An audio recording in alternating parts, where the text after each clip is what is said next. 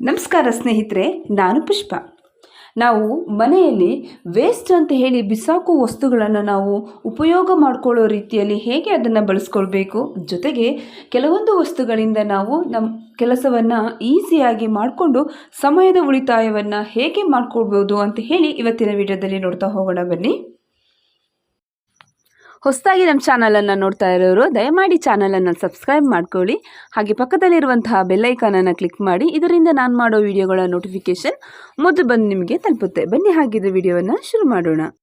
ಇಲ್ಲಿ ನಾನು ಒಂದು ಸೀರೆಯನ್ನು ಮಡಚ್ತಾ ಇದ್ದೀನಿ. ಸೊ ಈ ಸೀರೆಯನ್ನು ಮಡಚೋಕ್ಕೆ ನಾನು ಕೋಮನ್ನು ತೆಗೆದುಕೊಂಡಿದ್ದೀನಿ. ನೋಡಿ, ಈ ಕೋಮನ್ನು ಒಳಗೆ ಈ ರೀತಿ ಹಾಕಿ ಎಂಡಿಂಗ್ ಪಾಯಿಂಟನ್ನು ತಗೊಂಡು ಈ ರೀತಿ ಮಗುಚ್ಕೊಳ್ತಾ ಬರೋದ್ರಿಂದ ನಾವು ಸೀರೆಯನ್ನು ಆರಾಮಾಗಿ ಈಸಿಯಾಗಿ ಮಡಚ್ಕೊಳ್ಬಹುದು. ಜೊತೆಗೆ ಕೆಳಗೆ ನಾವು ಏನು ಕೆಳಗಡೆ ಇಟ್ಕೊಳ್ಳುವಾಗ ಒಳಗಡೆ ಬಿದ್ದೋಯ್ತು ಅಂತ ಹೇಳೋ ಅವಶ್ಯಕತೆಯೂ ಇರಲ್ಲ. ಈ ರೀತಿ ಮಾಡೋದ್ರಿಂದ ಸೀರೆಯು ಸಹ ಸಣ್ಣದಾಗಿ ನಾವು ಫೋಲ್ಡ್ ಮಾಡ್ಕೊಳ್ಬಹುದು. ಇದರಿಂದ ನಾವು ಬೀರೊಳಗೆ ಇಟ್ಟಾಗ ಜಾಗವೂ ಸಹ ನಮಗೆ ಸೇವ್ ಆಗುತ್ತೆ ಮತ್ತು ಬೇಗ ಕೂಡ ನಾವು ಸೀರೆಯನ್ನು ಮಡಚ್ಕೊಳ್ಬಹುದು. ನೋಡಿ, ಫಟಾಫಟ ಅಂತ ಹೇಳಿ ಆಗೋಗುತ್ತೆ ಕೆಲಸವೂ ಕೂಡ. ಸೊ ನೆರಿಗೆಗಳು ನಾವು ಮಾಡ್ಕೊಳ್ತಾ ಇರೋ ನೆರಿಗೆಗಳು ಕೂಡ ಎಲ್ಲವೂ ಒಂದೇ ರೀತಿಯಲ್ಲಿರುತ್ತೆ. ಸೊ ನೋಡಿ, ಇವಾಗ ನಾನು ಅದನ್ನು ಕೋಮನ್ನಲ್ಲಿಂದ ತೆಗಿತಾ ಇದ್ದೀನಿ. ನೋಡಿ, ನಿಮಗೆ ತೋರಿಸ್ತಾ ಇದ್ದೀನಿ. ಸೊ ಎಷ್ಟು ನೀಟಾಗಿ ಬಂದಿದೆ ಅಂತ ಹೇಳಿ. ಸೊ ನೋಡಿ, ಇಷ್ಟು ಚಿಕ್ಕದಾಗಿ ಬಂದಿರೋದನ್ನ ನಾವು ಆರಾಮಾಗಿ ಬೀರಲ್ಲಿ ಇಟ್ಕೊಳ್ಬಹುದು. ಇಲ್ಲಿ ನಾವು ಹಲ್ಲು ಉಜ್ಜಿ ವೇಸ್ಟ್ ಅಂತ ಹೇಳಿ ಬಿಸಾಕೋ ಬ್ರಷ್ಗಳನ್ನ ನಾನು ತೆಗೆದುಕೊಂಡಿದ್ದೀನಿ. ಈ ಬ್ರಷ್ಗಳನ್ನು ಸಹ ನಾವು ನಮಗೆ ಉಪಯುಕ್ತವಾಗುವಂತಹ ರೀತಿಯಲ್ಲಿ ಬಳಸ್ಕೊಳ್ಬಹುದು. ನೋಡಿ, ಇಲ್ಲಿ ನಾವು ಏನು ಹಲ್ಲು ಉಜ್ತೀವಲ್ವ, ಆ ಮುಂದೆ ಪಾರ್ಟ್ ಏನಿದೆ ಅದನ್ನು ನಾನು ರಿಮೂವ್ ಮಾಡಿದ್ದೀನಿ. ರಿಮೂವ್ ಮಾಡಿ ಈ ರೀತಿಯಾಗಿ ಎರಡೂ ಎಡ್ಜಸ್ಸಲ್ಲೂ ನಾನು ದಾರವನ್ನು ಈ ರೀತಿ ಪೋಣಿಸ್ಕೊಂಡು 3 ಸ್ಟೆಪ್ಪಲ್ಲಿ ದಾರವನ್ನು ಪೋಣಿಸ್ಕೊಂಡಿದ್ದೀನಿ. ನೋಡಿ, ನಿಮಗೆ ತೋರಿಸ್ತಾ ಇದ್ದೀನಿ. ಈ ರೀತಿಯಾಗಿ ಕಟ್ಕೊಂಡು ನಾನು ಒಂದು ಹ್ಯಾಂಗರ್ ರೀತಿಯಾಗಿ ಮಾಡ್ಕೊಂಡಿದ್ದೀನಿ. ಈ ರೀತಿ ಹ್ಯಾಂಗರನ್ನು ಮಾಡ್ಕೊಳ್ಳೋದ್ರಿಂದ ನೀವು ಮನೆಯಲ್ಲಿ ಅಕಸ್ಮಾತ್ ಏನಾದರೂ ಮಕ್ಕಳು ಬಟ್ಟೆಗಳಿರಬಹುದು, ಅಥವಾ ನೀವು ಆಫೀಸ್ಗೆ ಹೋಗುವಂತಹ ಸಂದರ್ಭದಲ್ಲಿ ಮನೆಯಲ್ಲಿ ಬಿಚ್ಚಾಕಿದ ಬಟ್ಟೆಗಳನ್ನ ಎಲ್ಲೆಲ್ಲಿ ಬೇಕಲ್ಲಿ ಮಕ್ಕಳಾಗಿರ್ಬೋದು, ದೊಡ್ಡವರಾಗಿರ್ಬೋದು, ಯಾರಾದರೂ ಬಿಸಾಕಿ ಹೋಗಿದರೆ ನಿಮಗೆ ಈಸಿಯಾಗಿ ಸಿಗಬೇಕು ಅಂತ ಹೇಳಿದರೆ ನೀವು ಅದ್ರ ಮೇಲೆ ಹಾಕ್ಕೊಳ್ಬಹುದು. ಇಲ್ಲ ಅಂತ ಹೇಳಿದರೆ ಚಂಡಿ ಬಟ್ಟೆಗಳನ್ನು ಕೂಡ ನೀವು ಒಣಗಿ ಹಾಕ್ಕೋಬೋದು. ಬೇಕಾದ್ರೆ ನೀವು ಇದನ್ನು ಕಿಚನಲ್ಲಿ ಕೂಡ ಇಟ್ಕೊಳ್ಬೋದು. ಯಾಕೆಂತ ಹೇಳಿದರೆ ನೀವು ವೇಸ್ಟ್ ಕ್ಲಾತ್ಗಳನ್ನ ಯೂಸ್ ಮಾಡ್ತೀರಲ್ವ, ಆ ಸಂದರ್ಭದಲ್ಲಿ ಒಂದಾದಮೇಲೆ ಒಂದು ಸ್ಟೆಪ್ ಬೈ ಸ್ಟೆಪ್ ಜೋಡಿಸ್ಕೊಳ್ಬಹುದು. ಇಲ್ಲ ಅಂತ ಹೇಳಿದರೆ ಸ್ಯಾರಿಗಳನ್ನು ಕೂಡ ನೀವು ಜೋಡಿಸಿಟ್ಕೊಳ್ಬಹುದು. ನೀವು ಹೊಸ ಬಟ್ಟೆಯನ್ನು ತಂದಂಥ ಸಂದರ್ಭದಲ್ಲಿ ಈ ಲೆಹೆಂಗಾ ಇರ್ಬೋದು, ಕುರ್ತಾಸ್ ಇರಬಹುದು, ಗೌನ್ಗಳಿರ್ಬೋದು, ಒಂದು ರೀತಿಯಾಗಿ ಬ್ಯಾಡ್ ಸ್ಮೆಲ್ ಬರ್ತಾ ಇರುತ್ತೆ.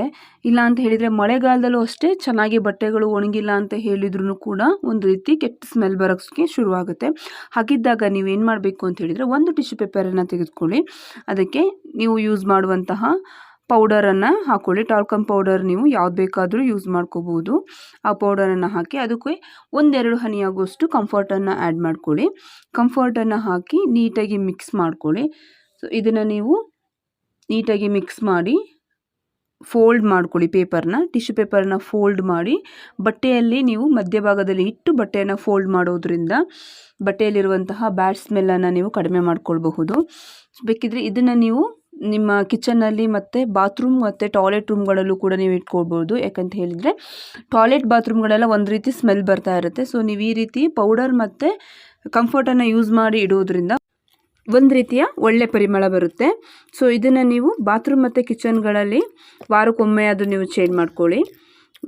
ಪೌಡರ್ ಮತ್ತು ನಾವು ಕಂಫರ್ಟ್ ಎರಡನ್ನೂ ಯೂಸ್ ಮಾಡಿರೋದ್ರಿಂದ ಒಂದೊಳ್ಳೆ ರೀತಿಯ ಪರಿಮಳ ಬಂದೇ ಬರುತ್ತೆ.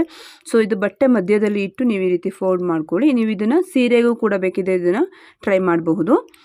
ನೆಕ್ಸ್ಟ್ ನಾನು ಇನ್ನೊಂದು ಪಾಕೆಟನ್ನು ಮಾಡ್ಕೊಂಡಿದ್ದೆ ಸೇಮ್ ಅದೇ ರೀತಿ. ಅದನ್ನು ನಾನು ಬೀರಲ್ಲಿ ಇಡ್ತಾ ಇದ್ದೀನಿ. ನೋಡಿ, ನಿಮಗೆ ತೋರಿಸ್ತಾ ಇದ್ದೀನಿ. ಸೊ ಈ ರೀತಿ ಇರೋದ್ರಿಂದ ಬೀರಲ್ಲೂ ಸಹ ಒಂದೊಳ್ಳೆ ರೀತಿಯ ಪರಿಮಳ ಬರುತ್ತೆ. ಸೊ ಮನೇಲಿ ನೀವು ಇದನ್ನು ಟ್ರೈ ಮಾಡಿ. ನೆಕ್ಸ್ಟ್ ನಾನಿಲ್ಲಿ ನಿಮಗೆ ಕಾಣಿಸ್ತಾ ಇದೆ ನೋಡಿ, ಕೊಳೆ ಕೂತಿರುವಂತಹ ಕೋಂಬನ್ನು ತೆಗೆದುಕೊಂಡಿದ್ದೀನಿ. ಈ ಕೋಂಬನ್ನು ನೀವು ವಾಶ್ ಮಾಡೋಕ್ಕೆ ಯಾವುದೇ ರೀತಿಯ ಸೋಪ್ ಆಗಲಿ ನೀರಾಗಲಿ ಬಳಸೋದು ಬೇಡ. ನೀವು ಮನೇಲಿ ಬಳಸುವಂತಹ ಯಾವುದಾದ್ರೂ ಟಾಲ್ಕಮ್ ಪೌಡರನ್ನು ನೀವು ಬಳಸ್ಕೊಳ್ಬಹುದು.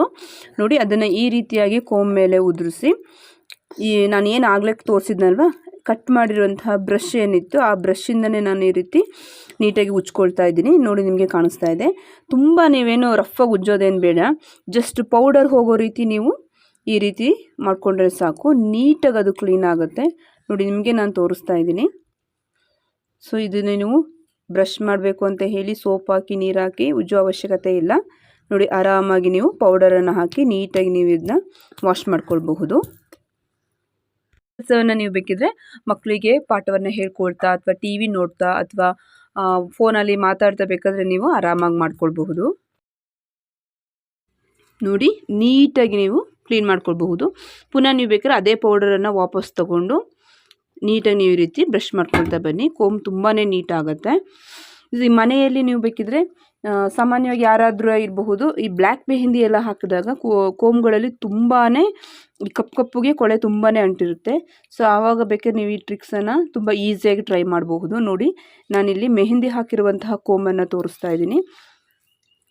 ನೋಡಿ ಈ ರೀತಿ ಉಜ್ಜಿದಾಗ ಎಷ್ಟು ಒಂದು ಕೊಳೆ ಬರುತ್ತೆ ಅಂತ ಹೇಳಿ ನೋಡಿ ನೀವೇ ನೋಡ್ತಾ ಇದ್ದೀರಾ ಎಷ್ಟು ಕೊಳೆಯನ್ನು ನಾನು ಕೋಮಿಂದ ತೆಗೆದಿದ್ದೀನಿ ಅಂತೇಳಿ. ಇದು ಮೆಹಂದಿ ಕೋಮನ್ನು ನಾವು ಈ ರೀತಿಯಾಗಿ ನೀಟಾಗಿ ವಾಶ್ ಮಾಡ್ಕೊಳ್ಬಹುದು. ನೋಡಿ